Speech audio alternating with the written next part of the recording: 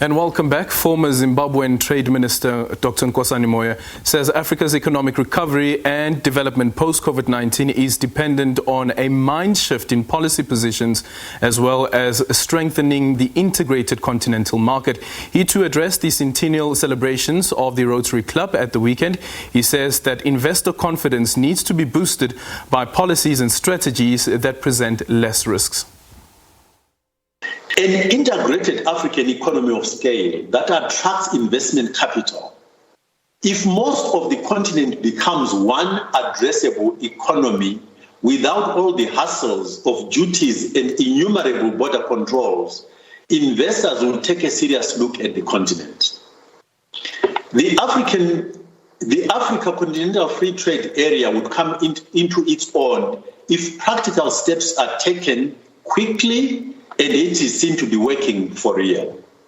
Then, as the world reconfigures the manufacturing centers, Africa can present itself as a serious option for the location of these newly configured value chains for becoming part of the almost factory for the world.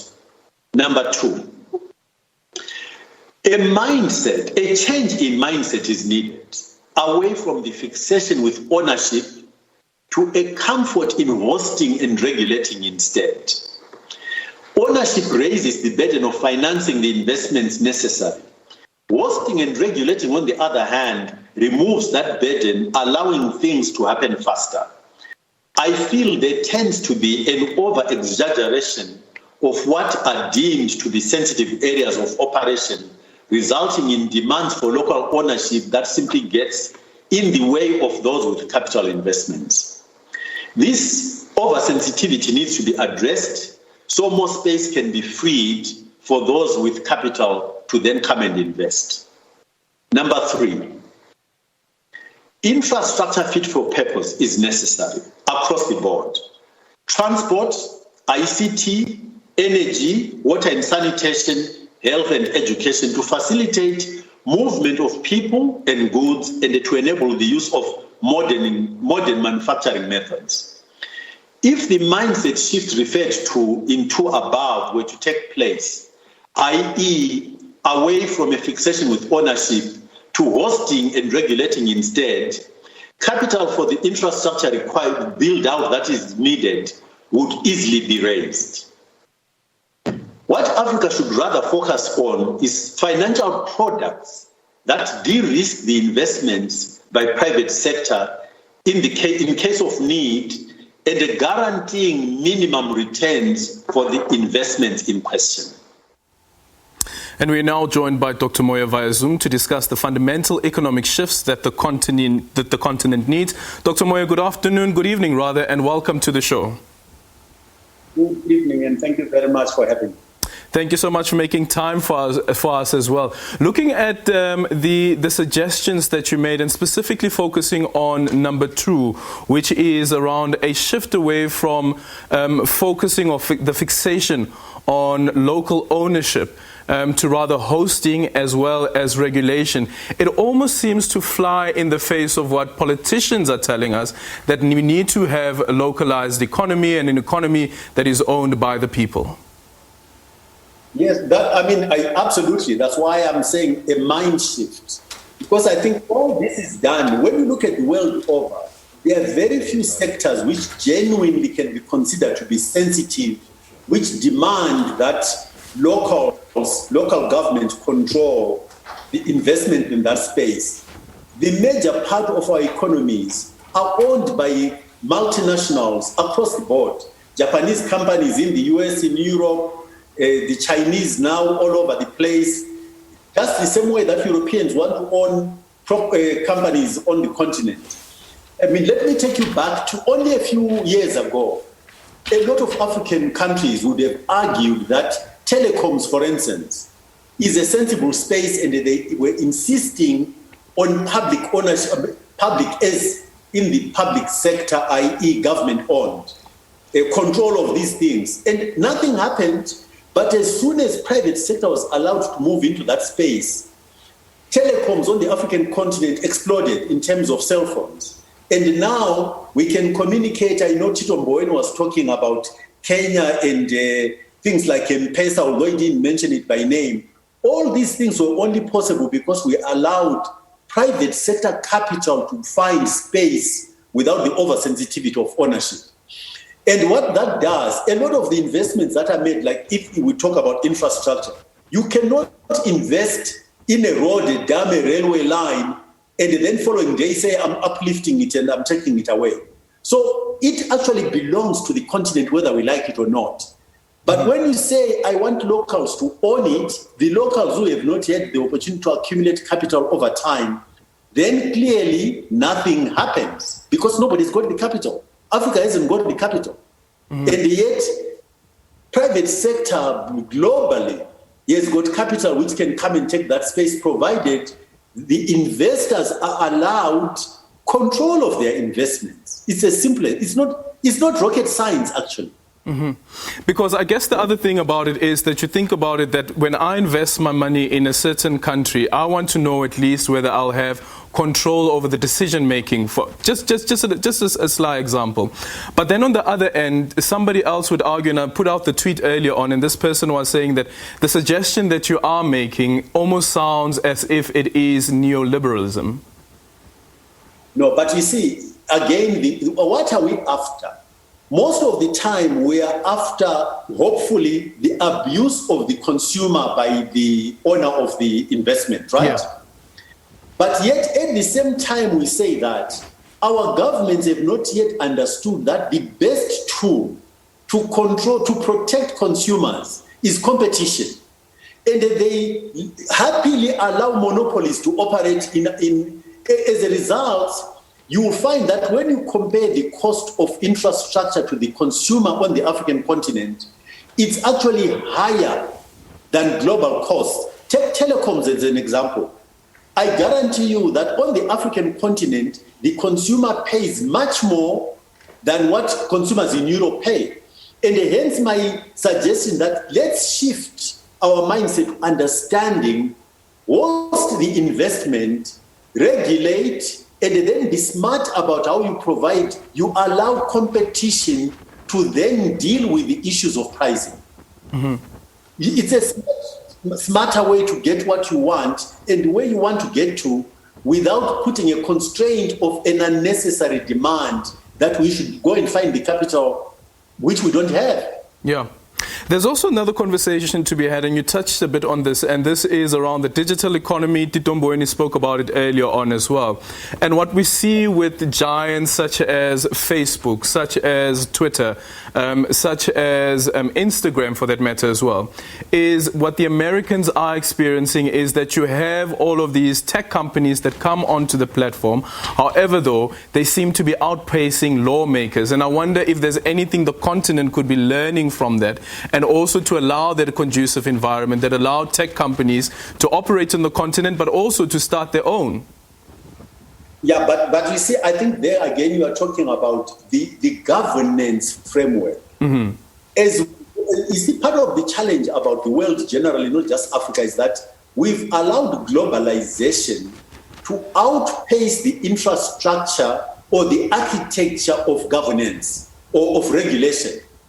And so you get, it's not just your tech companies.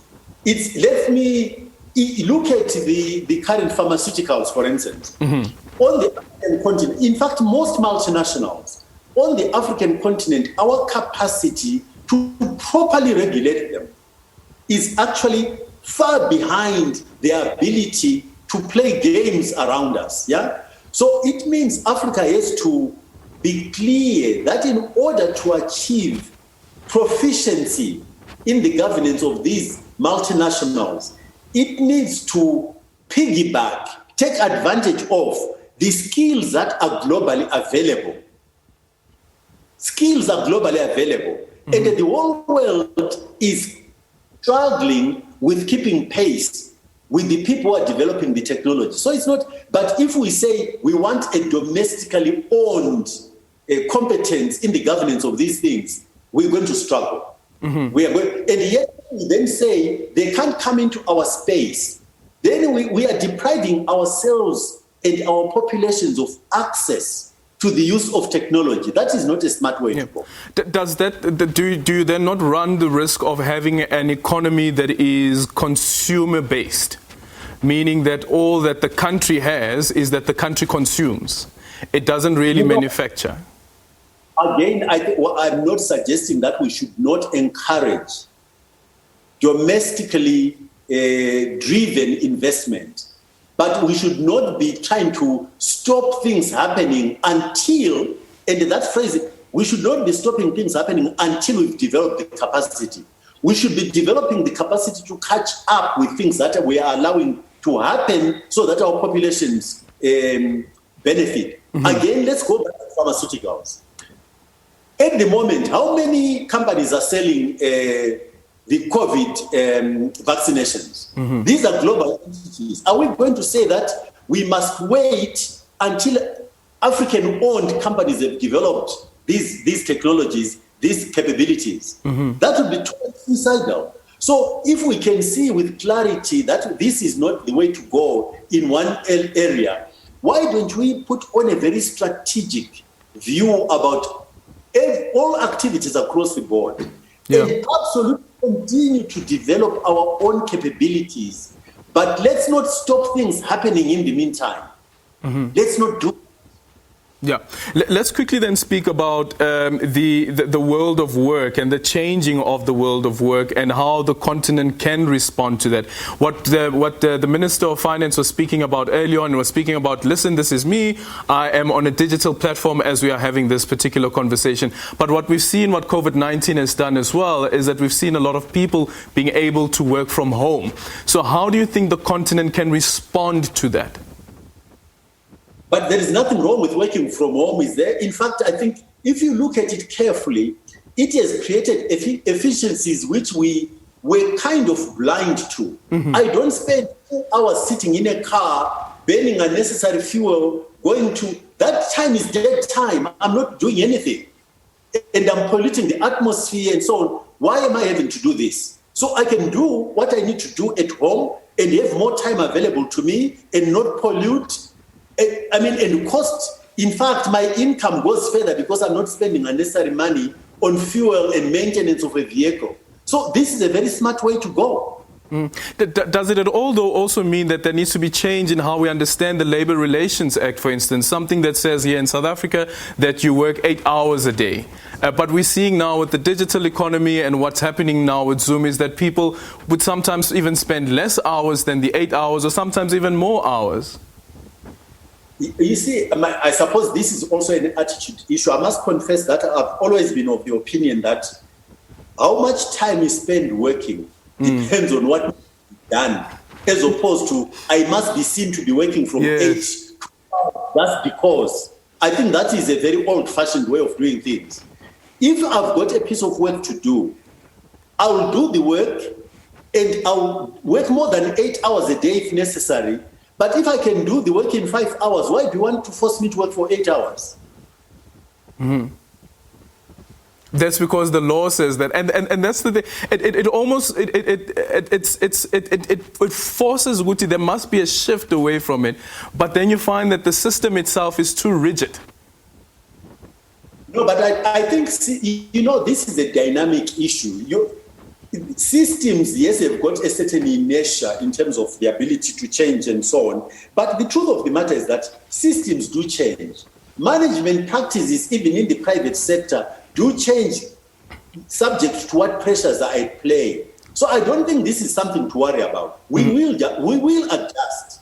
Sometimes we are forced by circumstances beyond our anticipation and expectation. COVID, in many ways, it's a fascinating example. We are suffering under a pandemic, but out of this pandemic, there are many, many positives that are going to come out only if we are prepared to look for them. And I was quoting in my speech that, the adage that there is no cloud without a silver lining is coming to be realized in this particular instance more than any other, in the sense that we can focus on the pandemic and lose this opportunity to see what possibilities have arisen because of this pandemic, which we couldn't have dreamt of otherwise. Yeah. So That's how life goes. So something pushes, and then something else has to give, and we start looking for solutions which lead us into new spaces which we couldn't have imagined outside of this particular push force. Sure. There's no problem. Doctor, just two other issues that I'd like to highlight with you. First of all, looking at how COVID-19 has affected the economies of various countries, and I want to cite Nigeria here, and the Minister of Finance, our Minister of Finance was saying that Nigeria, well, the IMF, that Nigeria's economy declined by 1.8%, but is expected to grow by 2.5%, whereas in South Africa it contracted by 7%, yet the growth is at 3.1%. The expected growth is at 3.1%. Why are we seeing these different variables? What is the cause?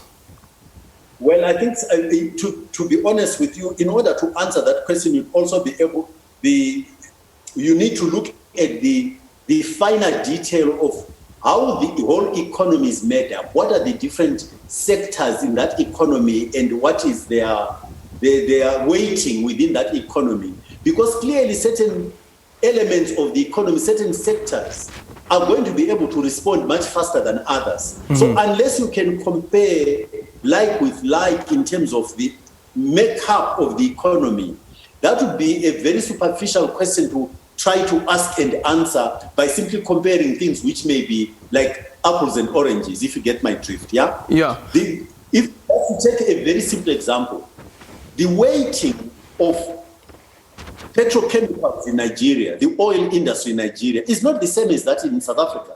Mm-hmm. So I would imagine that automatically will have an impact on the pace of recovery of the Nigerian economy compared with the South African economy. If you take mining, Nigeria is not as weighted in mining as South Africa is. And I would imagine, again, that will impact on the pace of recovery of the South African economy compared to the Nigerian economy. Yeah. Take agriculture similarly. Nigeria is nowhere as well, agriculture is nowhere as near developed as South Africa's agriculture. You get my point? Yeah. No, certainly it does make sense. Just the final one then, and this is around the amendment of the Constitution of Zimbabwe. Just quickly your take on it, and I see that there's a lot of emphasis on the amendment in relation to the running mate. But what do you make of where the country finds itself and the amendment of the Constitution, which is just about, 8 years old? Yeah, but I think, to be honest with you, Zimbabwe is a bit of I as a Zimbabwean would have to admit that I am incredibly disappointed with what this administration is doing across the board. We've got a constitution which we've hardly implemented. We've not yet aligned all our laws with the constitution of 2013. We are beginning to try to amend it before we even implement it. If you take the running mate example, actually it was supposed to only kick in 2023. Mm-hmm. Because remember, when the constitution was put in place, this particular clause was postponed for 10 years. We haven't even tried it. We are amending it on the basis of what? You would have thought that a nation which genuinely respects its constitution, yes, there is no perfect constitution, but you attempt to implement what you have. You see where the shortcomings are through the lived experience of that implementation, and then you have a conversation about fellow citizens. We've tried this, we've implemented this. This is where the shortcomings have become evident, and therefore, let's have a conversation about how to shift and make a better provision in this particular respect. We are not doing that, and therefore, what it tells you is that the intentions behind these amendments are not positive intentions, sadly. Because logically, it cannot be if you're amending something you have not even tried to see where it works and where it doesn't work. Dr. Moyo, thank you so much for your time.